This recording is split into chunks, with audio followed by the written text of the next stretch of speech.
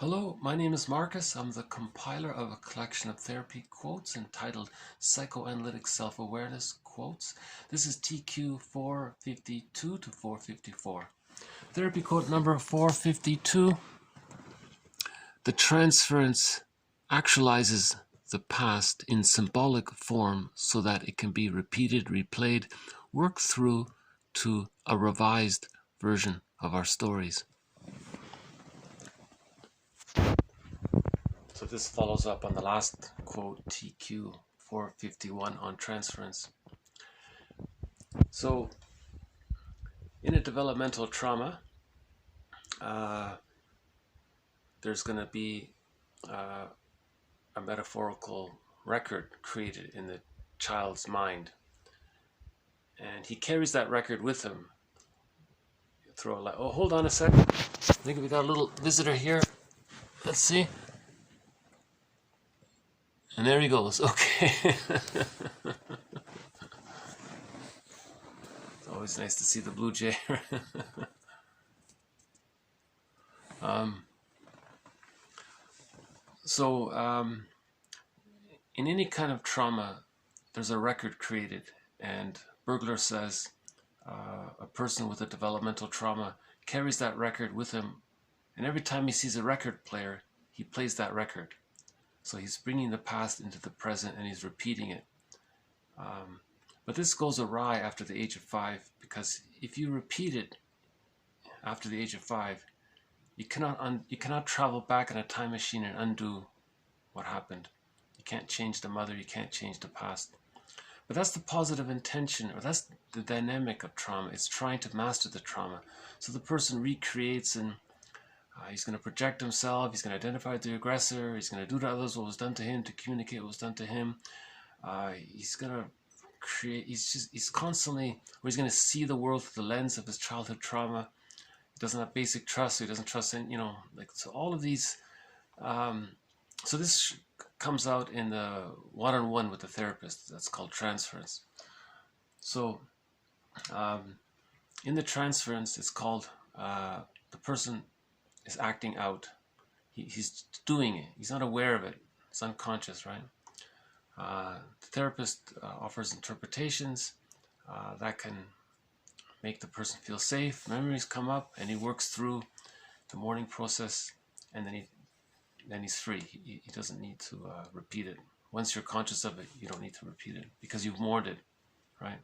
But in developmental trauma, there's that deep ambivalence there in the relationship that the child had with his mother. There's a huge ambivalence there that prevents mourning. That's why the therapy process helps to engage in the mourning process, to bring the splits together, to reach whole object relations. Now, one point 453 makes is transference interpretations do not change past history.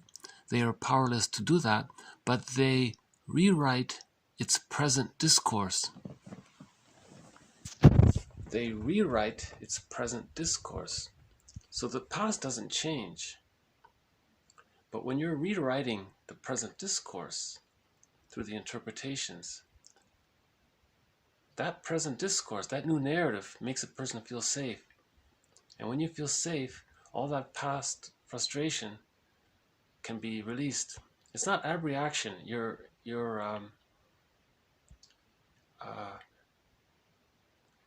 Because whenever you feel safe, you tend to cry, because if you've never felt safe, really safe in your life, you may cry because now it's safe to grieve what you've lost in the past, right? So we're always looking for safety so we can cry finally.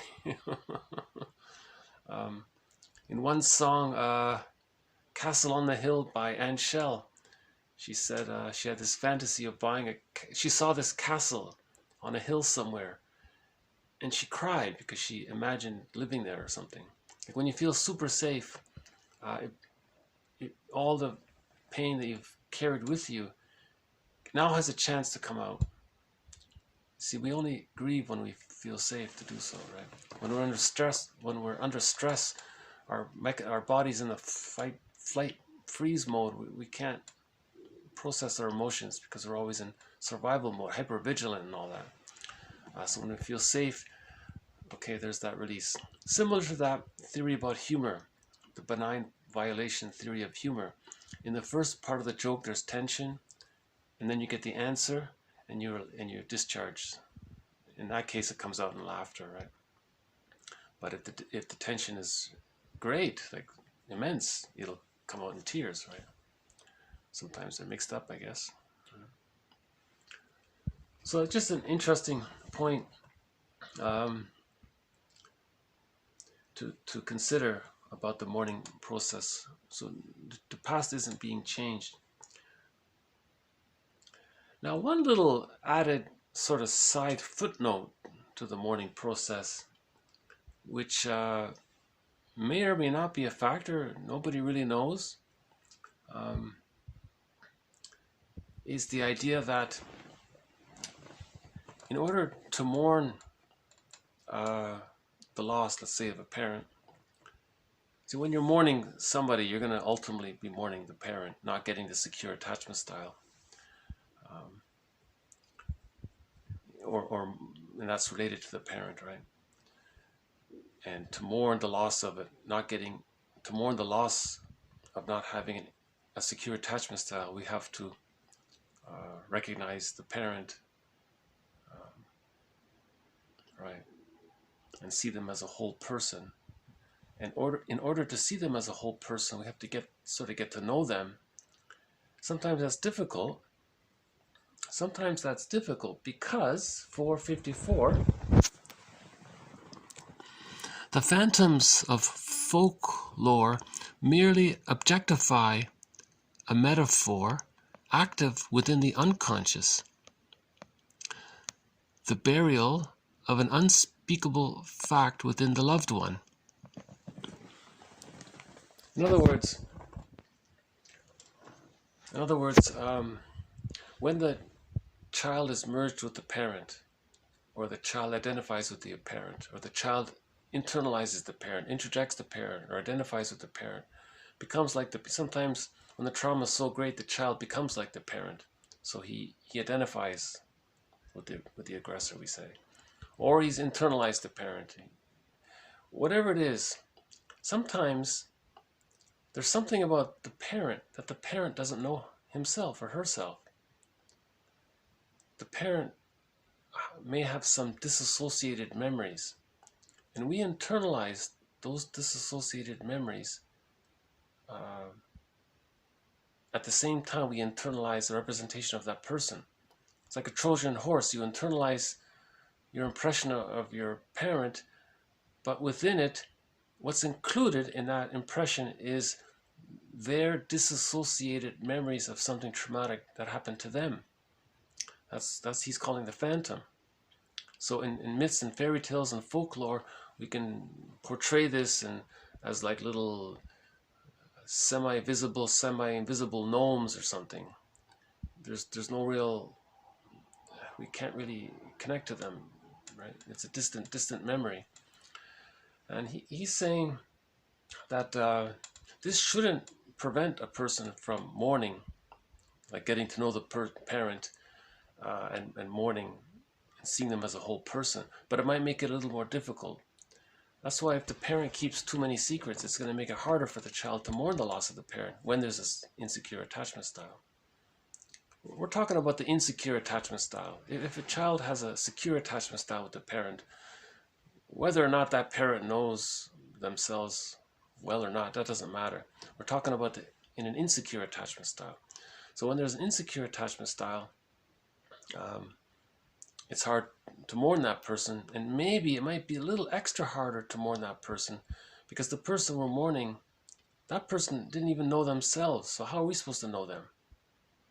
So this complication is symbolized or in like an allegory or some kind of, an artist might draw a gnome or describe a gnome or some little figure that's a little invisible maybe, but it's there. That's called the phantom.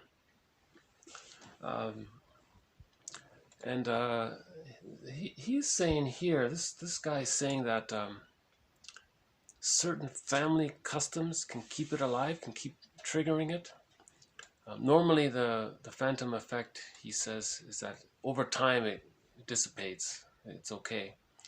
But sometimes if there's a family custom or a family tradition, it may inadvertently keep triggering that phantom memory. So keeping it alive unnecessarily, when normally it would just dissipate on its own over time. So he poses that as a question mark. We don't really know. It was just sort of a little footnote kind of thing. Why it can be hard to see our parents as whole people in order to mourn the loss of not having a secure attachment style to reach whole object relations. So the more we remember what Deerchild said in an earlier quote, she said the more she got to know her mother, the more of a person she became. Not a mystery, not a mysterious person, like a person she became, someone understandable. So you have to interview the parent and get to know them, know their history, and or you try to so-called quote construct their narrative if you don't know much about them. What little you do know, you then try to build around that. Someone called that constructing.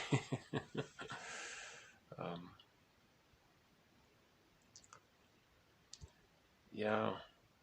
So parents, maybe every parent should write their biography and leave it for their children, or something like that. Or Robert Bly says, visit your parents before they go, get the story, push them, get the story, do what you gotta, because they're not going to want to talk, right? Because they don't know themselves, they don't know a lot about themselves, but you want to get as many little clues or traces as you can, and maybe you can figure it out yourself. You need enough to be able to mourn the person. You need enough so that you can humanize them. See, if you know nothing about them, you might project all these fantasies onto them. Right. Yeah, so just a thought. Okay, so TQ 452 and 453 are just a brief follow-up to 451 made earlier today.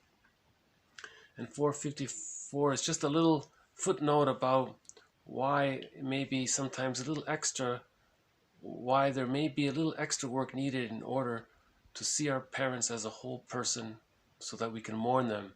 Maybe they're holding on to too many secrets, but they don't even know what they are because they're disassociated themselves, right? So there's forgiveness there. I mean, that insight there is a way to help forgive our parents, and we don't need to know what happened necessarily. We just need to forgive our parents. Reparation of the other, seeing them as a whole person, leads to reparation of the self, and that way we can differentiate ourselves from the representation of the other. And once we have that separation, we have the sense of self, that plumb line to the self. We've taken the key out from under mother's pillow once we do that. All right. Okay, I don't see the blue jay anywhere, but there is a blue sky today. It's a nice blue sky, and there's the crow flying off. And